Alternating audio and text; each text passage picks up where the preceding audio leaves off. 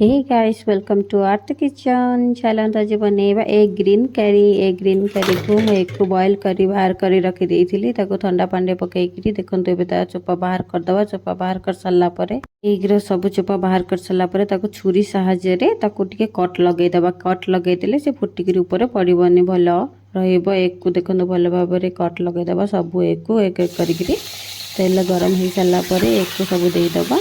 Egg सब दे सारा टिके एपट सेपट कर फ्राए कर सारा टिके ऊपर धनिया पत्र पकईदेवे। जेहेतु एग ग्रीन करी धनिया पत्र पकड़े भल फ्लेवर आसे भल भी लगे। धनिया पत्र पकईबी ब्राउन कलर है पर्यटन ताके एपट सेपट फ्राए करवा।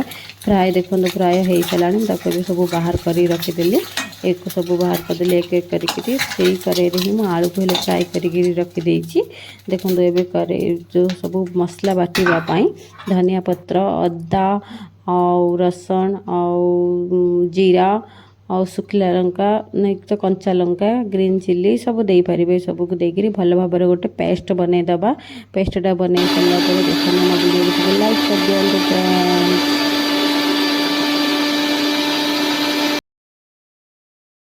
देखो गोटे पेस्ट बनिकी रेडी है। कड़े चढ़े दबा से सोरष तेल देदेबा। जेहेतु नॉनवेज पे सोरष तेल बहुत बढ़िया लगे। से फुटण टे रखीदी जो पेस्ट कर रखीदे सब से सबको देदेबा। देके फ्राए कर एपट सेपट मसलाटा को टिके कषा तेल छाड़ा पर्यटन मर्च गुंड टे हल्दी गुंड टे लेंबू टे पकईदबा।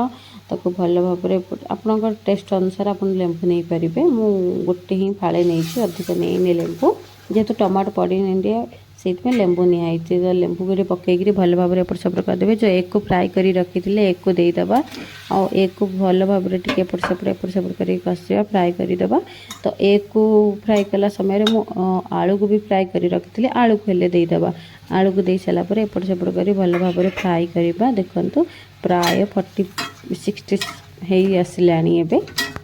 देखो मुझे एक करी केमती बनी एक ग्रीन करी मस्त बनी ना फ्रेंड्स। जदि आपण मानक भल लगुच निहाती भाव में मत कमेंट जनातु केमिति एक ग्रीन चिली चिली तो नहीं करी बनिकी रेडी हो गला। Wow yummy yummy. एबे चलतु सर्व करवा। सर्व करके मुझे फोटो फोटो उठे दूसरी मो रेसिपी ये मुझे टे स्टाइल मारिक फोटो उठे दूसरी आपण मानक देखा। मो वीडियो जब भल लगुच तो लाइक कमेंट शेयर कर दिंतु फ्रेंड्स। चलतु लंच थाली प्रिपेयर करवा। ये प्लेन राइस नहीं टे छोट छोट भेंडी फ्राए कर देती भूसंग पत्र पकईकरी तो टे टमाटो चटनी नहीं आउ एग ग्रीन करी।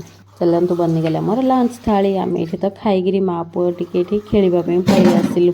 देखो माँ पुओ ये डॉक्टर डॉक्टर एवं खेलू। जदि आपण मानक भल लगुच तो निहाती भाव में कमेंट जनइबे।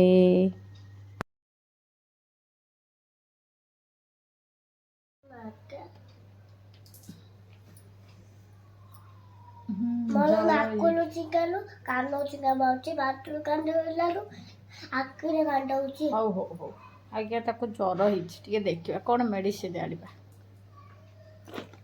इंजेक्शन दबा हला।